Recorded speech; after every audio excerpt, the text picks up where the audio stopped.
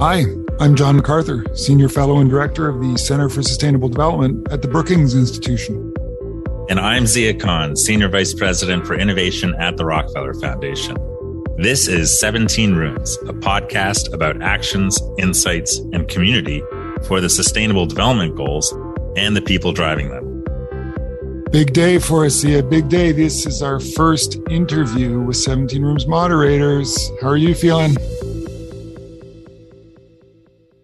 John, I'm just super excited. You know the expression show, don't tell. I always feel that we try and talk about 17 Rooms and the principles, but this episode just exemplifies it in action.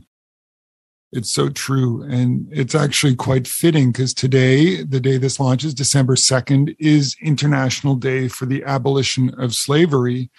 And we have a pretty interesting mix of people coming together to talk about actions they're taking to tackle modern slavery and forced labor in particular. And it comes at a time where there's a lot of people wondering about what are the role of investors, a lot of activists complaining investors aren't doing anything, investors saying, well, we're trying, and never the twain shall meet. So we got some real tensions out in the world on activists, experts, investors, corporate players, and not a lot of coming together. And there's so much agreement that we need private-public partnerships. We need to get to actions beyond discussions. We need to mobilize companies and mobilize capital. Yet how we actually get it done is a puzzle. And there's so many smart people working on this, but they get stuck. And we're about to hear from two people from very different fields, very different perspectives, who did come together in a short period of time and came up with something that I think is pretty amazing. It won't be perfect, as they would describe, but it's a concrete step forward. And that's really what I think about 17 Rooms and what's so exciting about 17 Rooms. Exactly. Who are these two people we're going to hear from? Well, in today's episode, we're joined by Carsten Stendevad and Kristen Abrams to learn about their efforts to transform institutional investors' access to and use of reliable risk data on forced labor. Carsten is the co-chief investment officer of sustainability at Bridgewater Associates and oversees its sustainable investing efforts, including the design and oversight of investment solutions with both financial and sustainability impact objectives. Full disclosure to our listeners, Bridgewater Associates is also a financial contributor to Brookings. Everyone's opinion today, as expressed, is their own. Kristen is the senior director of the Combating Human Trafficking program at the McCain Institute and has extensive experience managing programs and advocating for solutions to prevent and end human trafficking and modern slavery around the world. Carsten and Kristen co-moderated Room 17 this year, a working group for SDG 17, Sustainable Development Goal number 17, on partnership for the goals in this year's 17 Rooms process. For new listeners, 17 Rooms is an approach to spurring action for these Sustainable Development Goals. It convenes 17 working groups, one per SDG, and asks them to focus on an area within an SDG that is ripe for action, and then to define some concrete, practical next steps that can be achieved in 12 to 18 months to make progress. Zia, we got a great 17 Rooms case study coming up today. And John, both Carsten and Kristen are amazing individuals. And when you hear them, it sounds like they've been working together for years. But what's so amazing to me is they met through 17 Rooms, and we'll hear more about that. Carsten and Kristen are the co-moderators of Room 17, the working group for SDG 17 on partnerships for the goals. And this is their story. Let's dive in. Carsten, welcome to the podcast. Thank you. Great to be here. And Kristen, so nice to have you here too. Hey, John. Thanks for having me. So I'd like to start with a question around how did you get here? What is the problem that you've been thinking about, and how did you get connected to the 17 Rooms process to help address it? Thanks, Zia. That's a great question to kick off our conversation today. Today's International Day for the Abolition of Slavery. And I want to back up just a minute and remind all of the listeners of the problem that we're trying to address. The ILO estimates that there are roughly 25 million people who on any given day are trapped in forced labor conditions. Those victims are generating more than $350 billion in imports into even G20 countries, G20 economies alone. And one particular point that I really want to underline and I want everyone to think about is that women and girls are disproportionately impacted. We know that of all modern slavery victims, which I'll note includes forced marriage as well, they account for 71% of the victim population. When we talk about forced labor, which is the specific sub-problem that we're looking at as part of this room, women and girls represent 58% of forced labor victims. When you're in the commercial sex industry, 99% of the victims are women and girls. So a little bit about the problem statement. How I got here is working to address that. How do we bring those numbers down? I was asked through a colleague at the McCain Institute, who John MacArthur had reached out to, if I would join this new thing I hadn't heard about called the 17 Rooms and come together with a thought leader from the institutional investor community to bring together people from the subject matter, forced labor, NGO side, that's my world, and have open, hopefully honest, truth-based conversation with members from the institutional investor community. And it was an enthusiastic yes, because so often those two communities don't get together. Kristen, can I just ask, how did you get into this line of work as a lawyer? Yeah, that's a good question. So after law school, I was working at a large multinational firm, doing a lot of typical big firm corporate work. And I wanted to be giving back and I wanted to be working with real people. And so I started doing pro bono work. And some of my earliest pro bono cases were working with human trafficking victims, representing them as they were looking to secure T visas, which is the immigration remedy that we have in the U.S. that allows human trafficking victims who may be foreign nationals to stay in the U.S. or pursue civil litigation.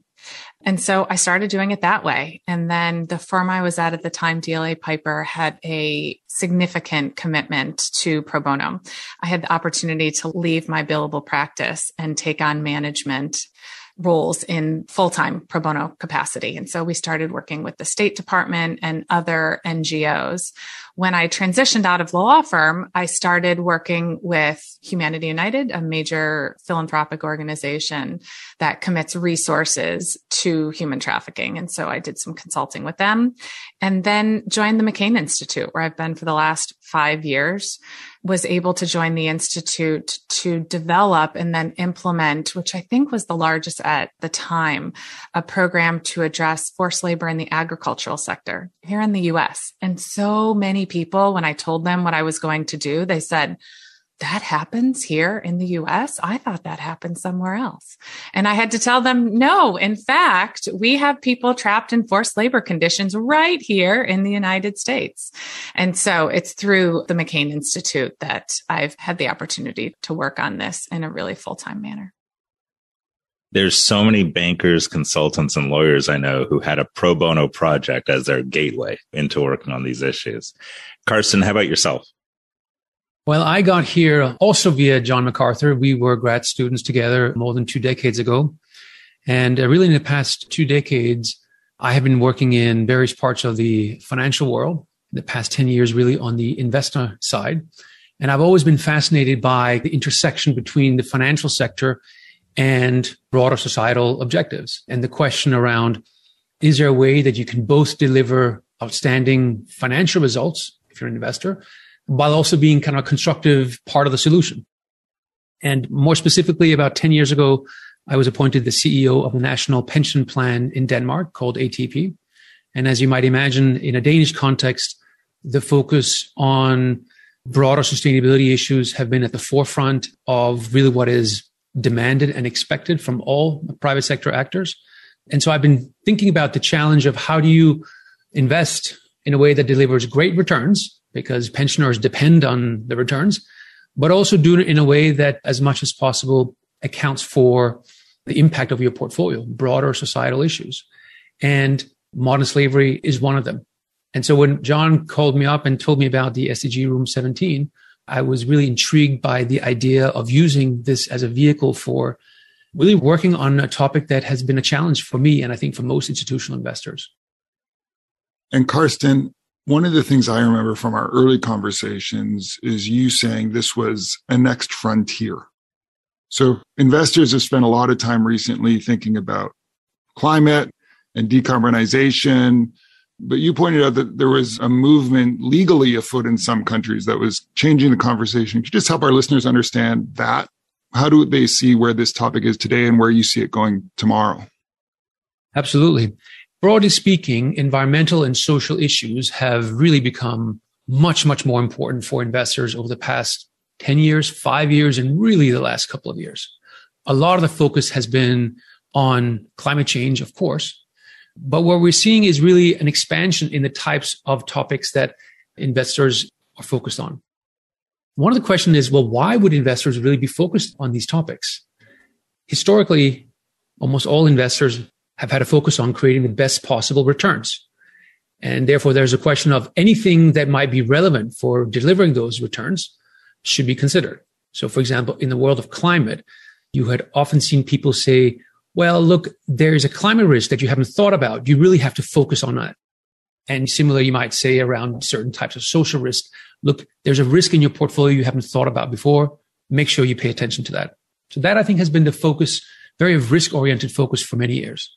But there's been a change in the last couple of years, which is not just asking about what is the risk to your portfolio of certain things, but turning the question around and saying, what is the impact that your portfolio is causing on the world?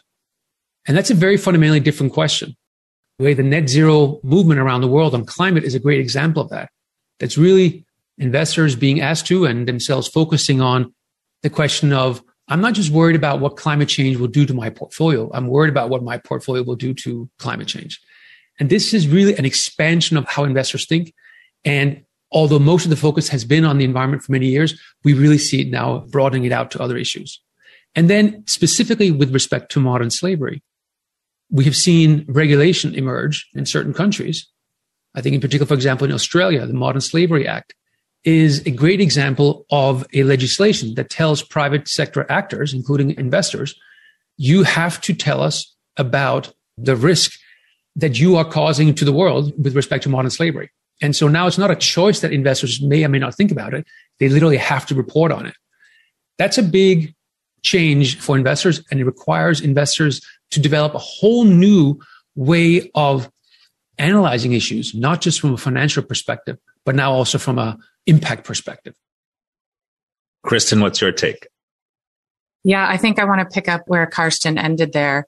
We on the advocacy and activist side have been pushing for many years to get governments, parliaments, regulatory bodies to adopt new pieces of legislation or regulation that would require investors and corporate actors to identify and address forced labor risk in their portfolio. So I think what you're hearing from Carsten is what we have lived is a convergence now of those on the advocacy and activism side and some of the government actors.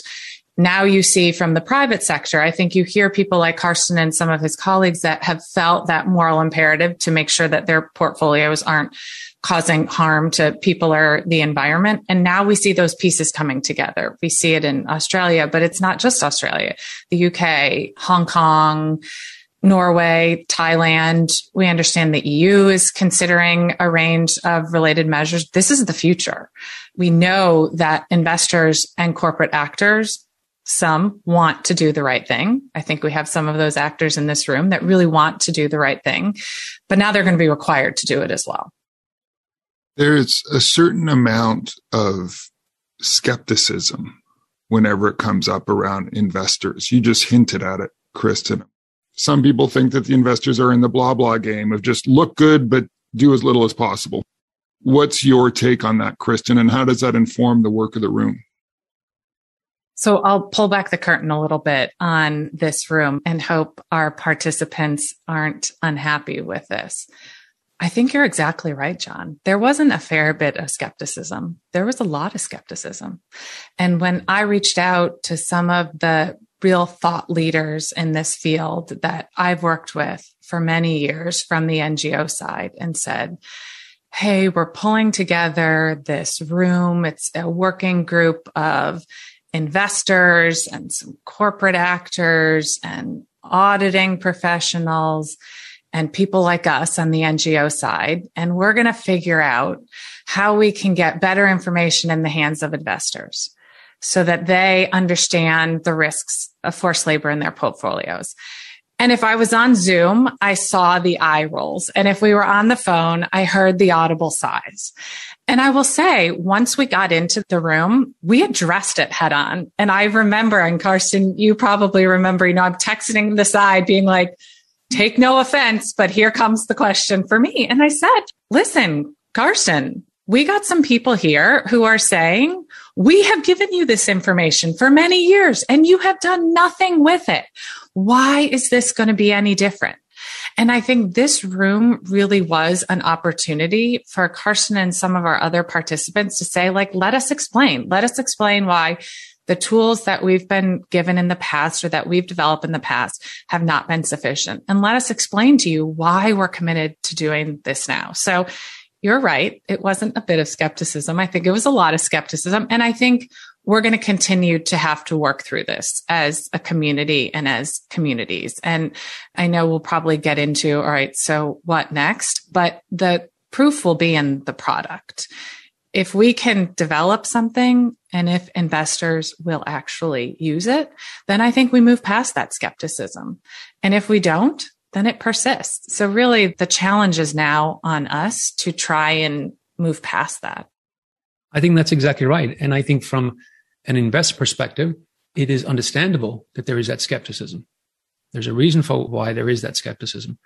And certainly, if you just look at the ones in the room, the investors in the room are the ones who really are trying to lean into this problem.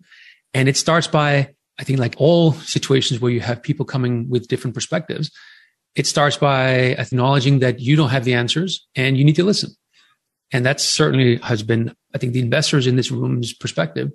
Ultimately, we have to start with a point of, do we share the same goal? And there may be some skepticism around that. If we do, of course, a legislation like the Australian ones does focus the minds, because even if you don't really believe our intentions now, we have to.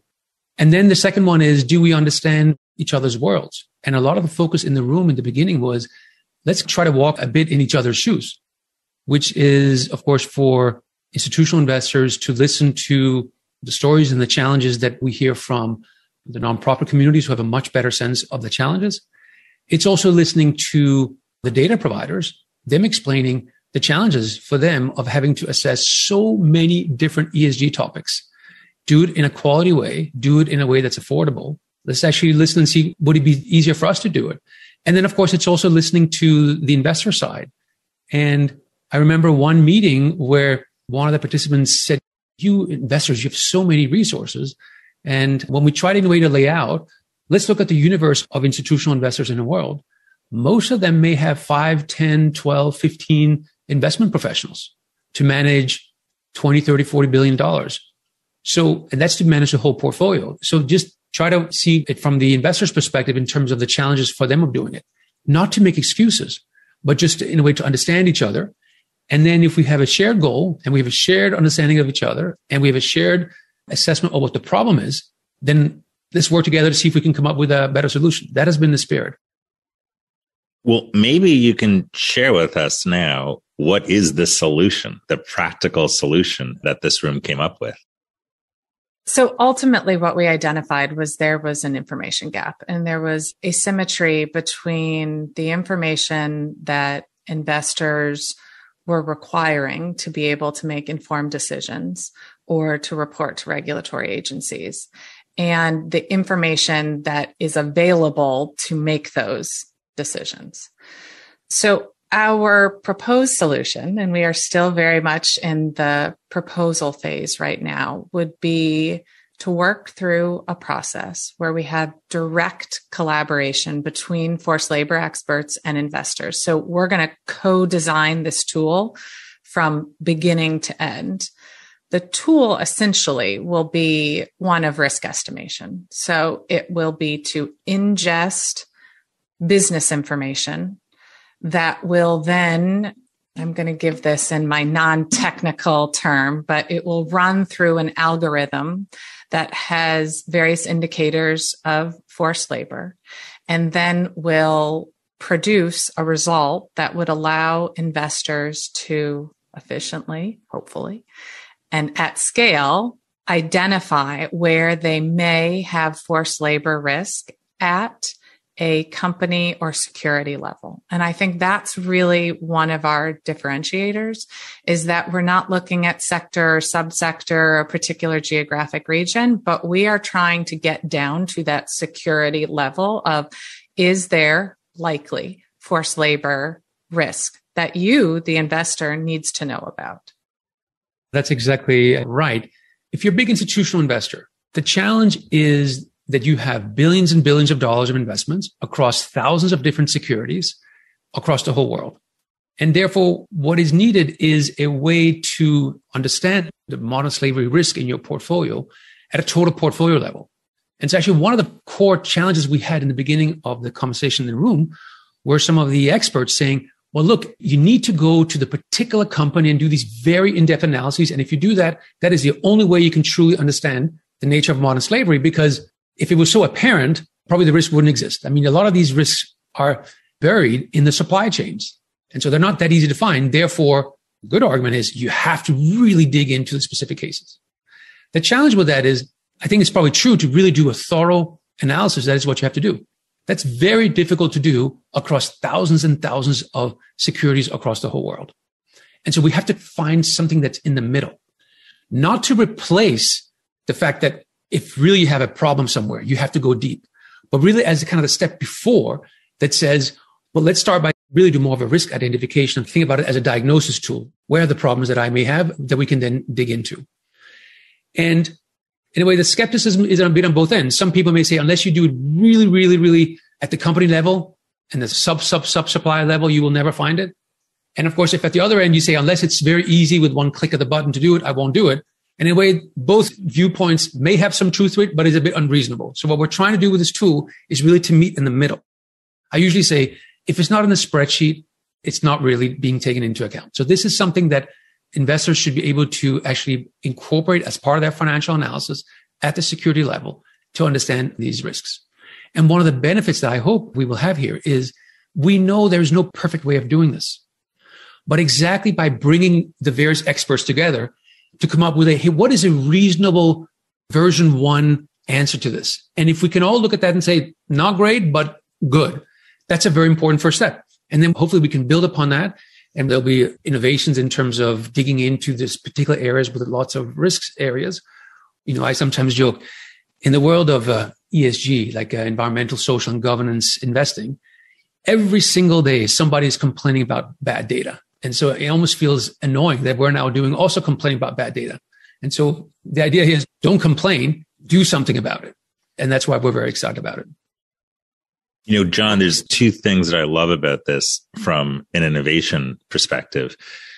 Kristen and Carsten, it sounds like what you created is what is sometimes called a boundary object, which is you create a concrete thing that everyone else can then react to. So, for example, when you're designing a car, if you create a clay model of a car, then you have the aerodynamic engineers who can look at it, the manufacturing engineers who can look at it, the marketers, and everyone then has something real to comment on versus just talking past each other in the abstract. And it sounds like this tool is that concrete object. I did want to ask a little bit more about this second theme around innovation, which is this risk of prototypes. You're talking about, as I'm hearing it, is like, let's not let the perfect be the enemy of the good enough. Let's get something concrete out there. What are the risks that might be involved with putting a tool out that isn't sort of perfect and gets critiqued, and then you lose some momentum? We've seen this happen in impact investing and some other efforts, but I'm curious how you're thinking about that risk, which is knowing that this won't be perfect. What might be some implications if there are some problems that emerge, which would be very natural when you put out a version 1.0? Yeah, I think it's a really important question, Zia, and one that we have started thinking about already.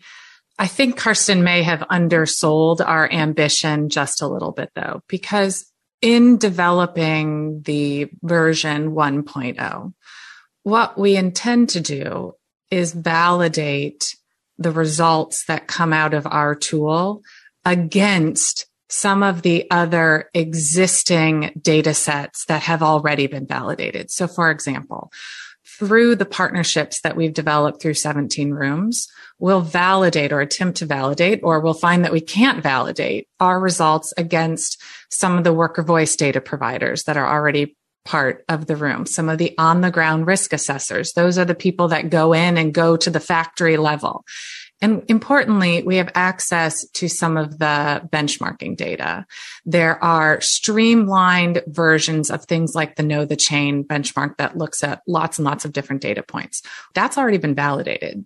So we'll run our analysis based on a similar profile or portfolio rather that would have gone through the Know the Chain analysis. And then we can say, did this generate similar information?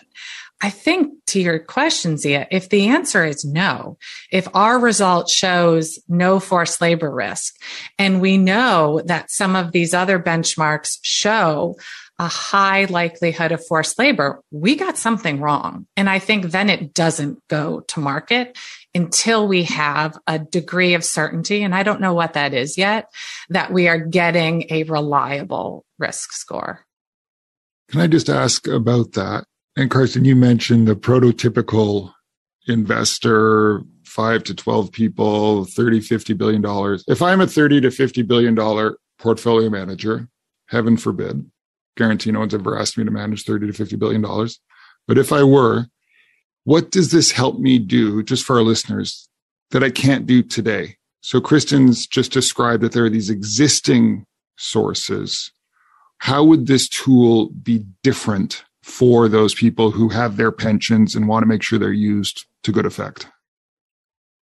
So first, I should say, when I said 10 to 12 people, mainly what I wanted to convey was there's a huge range of investors. Some have 1,000 people staff, some have 10 people staff, and we have to try to solve for the broad community. And then some investors might be able to do much more than this.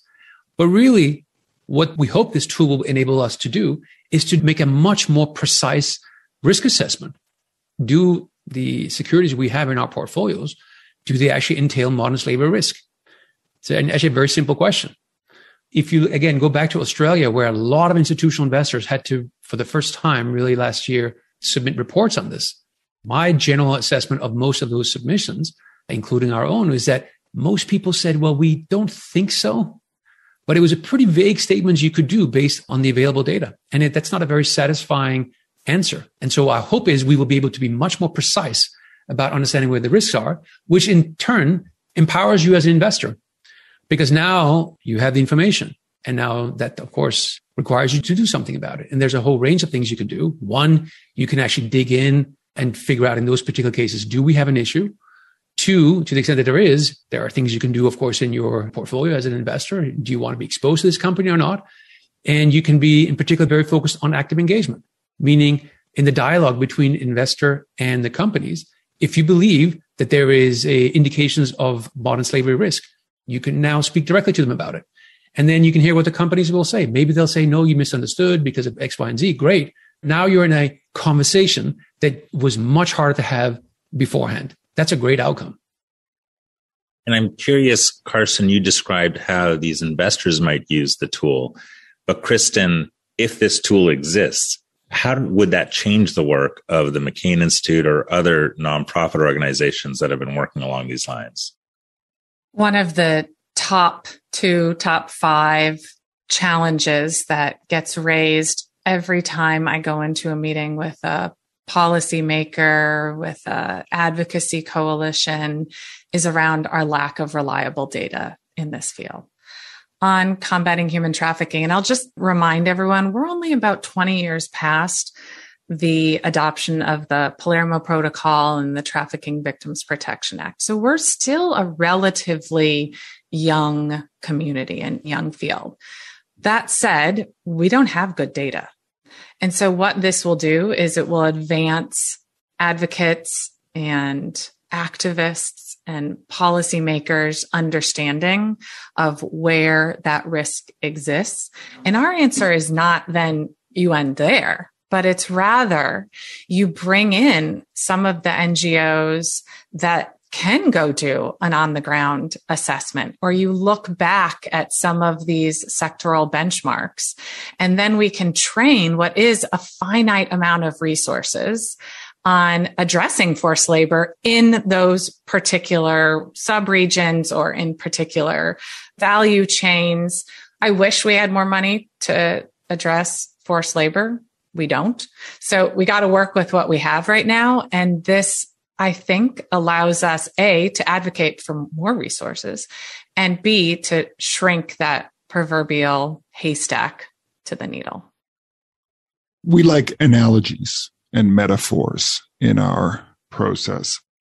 I'm thinking of different ones: fire department looking for smoke in the forest, or forest and trees thinking about the individual tree level data versus which tree we should be looking at in the forest. Is it fair to say that this is a data tool to help us look at which trees in the forest might have risk, and therefore, Kristen, validate that against other data on individual trees? People who have looked at that tree carefully before to get a sense of whether we're doing it right. Is that the essence of it, or is it something different? No, I think that is helpful analogy. I think the reality is that we have an understanding of only a handful of those trees. And so we really are trying, and we've got to pull way back. What we don't want to do is pull so far back that it's not meaningful information anymore. And I think that's one of our challenges. Have Carsten or another investor be able to look across their portfolio, which is a significant undertaking, knowing we don't have data from even individual securities in some situations. One of the things that I think is very important as an investor when you try to build out investment systems is the idea of trying to start by building a fundamental understanding of the problem. And once you've done that, then you say, okay, if that's my fundamental understanding, let me then try to go out and build out that picture, find the data that can help me fill out this fundamental picture. And you may not always have all the data, but at least you've started with a first order, like a true north understanding of what the problem is. Then you try to build it out. And I think secondly, the importance of being very systematic in what you do, meaning that if you want to do this again and again across thousands of securities, you want to be able to do it with explicit logic that really enables you to identify the problem and also compound your learning, meaning probably this first version of this will be one first incarnation of how we think a so-called logic can help us capture this risk. And then we probably will realize, it didn't capture XYZ. Great. But by being systematic about it and being in a way open source about it, so people can actually go in and check, well, what was your logic? We can improve upon it. And that's how we would build any investment system. And I think that approach lends itself very well to these types of challenges also. And a core part of that means it's hard to have black box approaches that you don't understand, because then it's neither fundamental nor systematic to you. So what has been so great about this group is you have some of the leading experts in the world on the topic. So you can really start with a good fundamental understanding of the problem. Then we have some of the best data thinkers on it. So we can start thinking about that.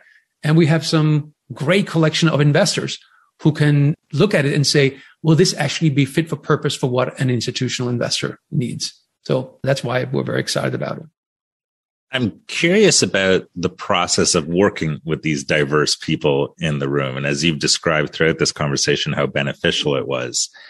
To what degree did you get consensus from everyone? To what degree we're going to agree to disagree?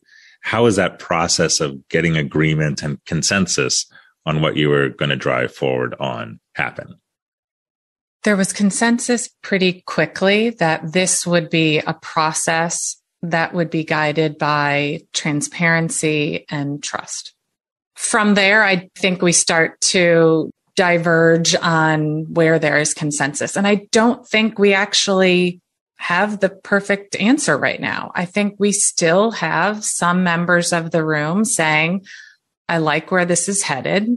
but I'm not convinced yet. And like, that's okay. We're okay with that outcome as long as you keep coming to the table and you keep sharing your feedback and you listen and you're transparent, and we're engaging in this in a manner that's really based on trust and respect. Zia, it's remarkable to think Kristen and Carsten hadn't met each other at the beginning of this year. So we've got many layers of trust building, cooperation, pragmatism coming together here. And I'm curious if you could just describe, how do you do this efficiently? You just described these great principles and premises and how they're fleshing out, Kristen. But again, for our listeners, what's the lesson for others in terms of how to get people to connect? And I do remember, Kristen, at one point you made a comment in this process of our communities thought they were talking to each other, but we realized they maybe weren't. What's the lesson of the how for others who want to do something similar to take on a seemingly intractable problem?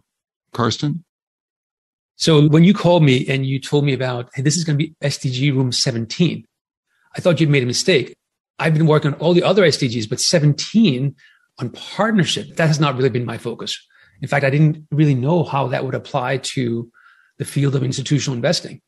It was almost like an NA, which it's so wrong of me to think that way, but that's how I thought. And in a way, what this room has shown me is such an obvious point, which is if there is a topic that you think is important and you don't know the answers to, how about finding who are the world's experts and get them in a room and talk to each other? It's such a banal point, but I at least can see how I need to do much more of that. And this, for me, in a way, is a template of it. And of course, sometimes it's like when you go to a great dinner party and you meet people you hadn't met before, you think, how could we not have met before? We have so many things in common, even though we travel in different worlds. For me, that has been the lesson of it. But also, it's like a curated dinner party, meaning you need all the different folks. Just two of us could not have gotten to this place. You have all the essential players in the room together. And once you have that, and then you listen to each other and you have a shared goal, then a lot of things are possible. For me, certainly, this is really opening my mind to systematizing this approach. Like, I have a lot of topics that I really care about, that I want to research, that I don't know the answer to. And I'd love to be able to use a template of this approach again and again and again.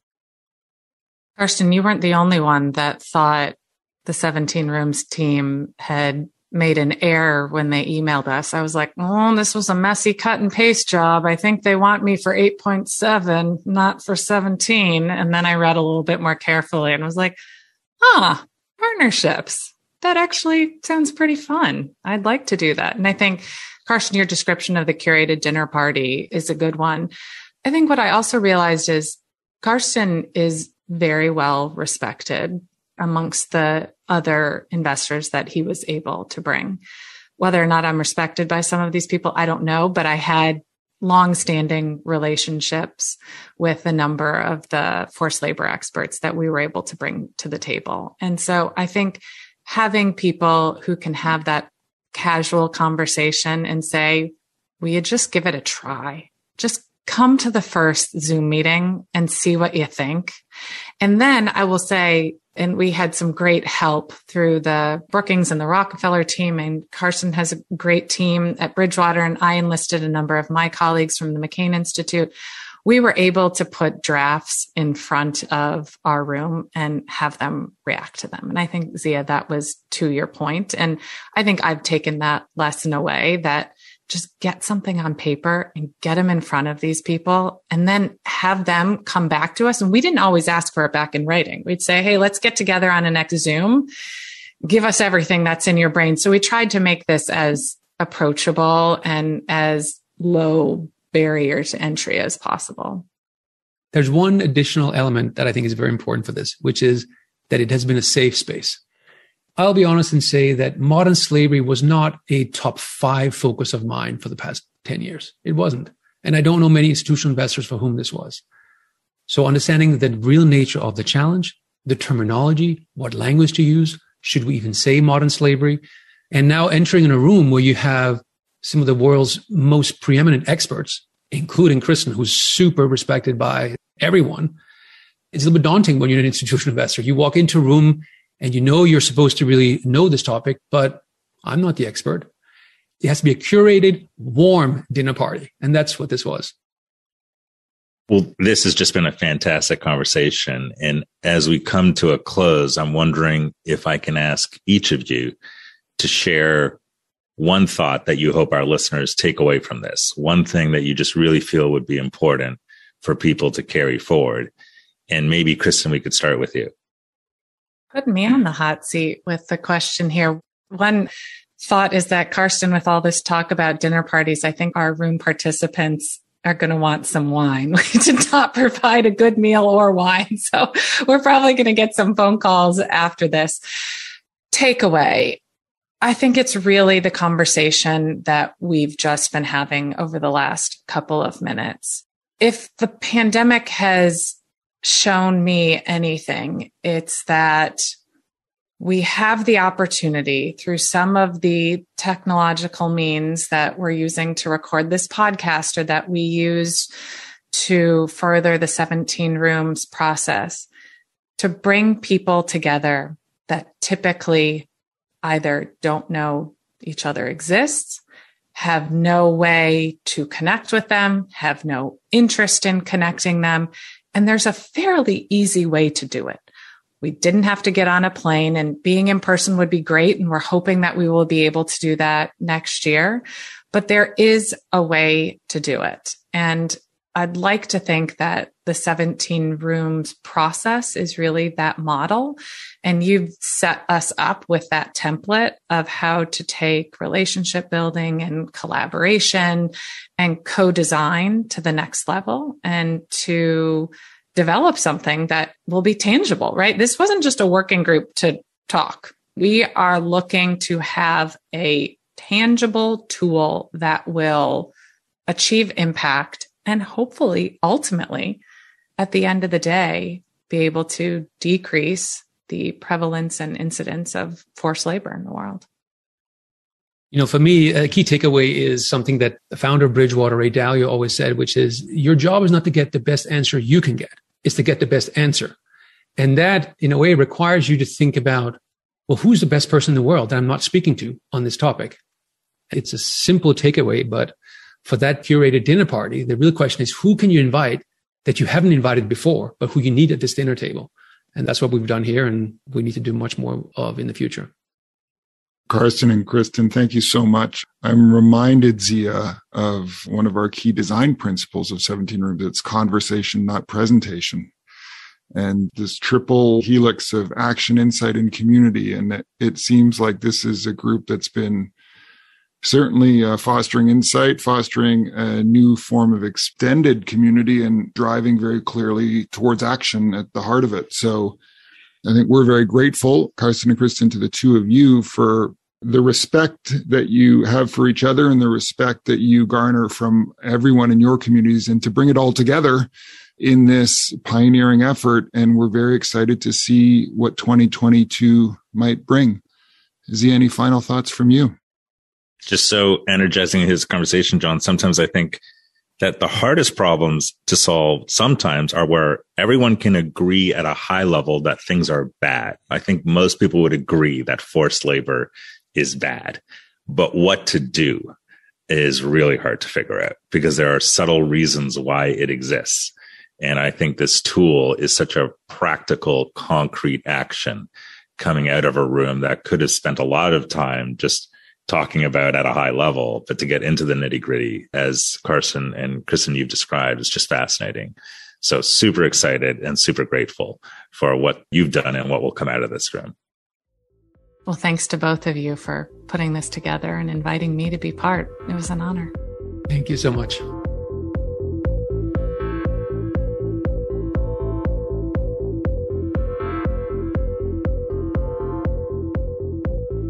John, that was fascinating. And in particular, the exploration of metrics. Metrics always come up as a tool to drive change, the belief that you manage to what you can measure. Sometimes it's controversial because people wonder about, well, it's not perfect. It's not comprehensive. What about this? And even something like GDP is an imperfect metric. But Kristen and Carsten really explored around how they got specific about the metrics, where they made decisions on how to be comprehensive, and who the users are going to be. And I think they have a very practical and powerful next step. these questions around metrics are at the heart of why we even have sustainable development goals. And I've been having versions of this argument from different sides for 2 decades now, back to the Millennium Development Goals. One of the challenges is that you need good metrics in order to know how you're doing on important things, but good metrics aren't enough on their own. So it's the battle between necessary and sufficient for progress. And I'm going to be thinking a lot about this conversation in terms of what others can learn from it for other issues. But also I have to say, I'm going to be thinking a lot about how policy breakthroughs can be likened to a dinner party, because a lot of it comes down to, it seems trite, but it's actually probably a deep point. A lot of it comes down to how do you get diverse people together to have a different type of conversation with someone they might never have spoken to otherwise. And that ultimately is what we're trying to do in 17 Rooms. Reminds me of my sister when she plans Thanksgiving. It's quite a lot of background planning and thinking to have the right conversation there. Well, to learn more, find this episode at brookings.edu/17 Rooms podcast. Coming up next, Room 8 with Marcela Escobari and Ethan Ruan on new metrics for high quality, upwardly mobile jobs.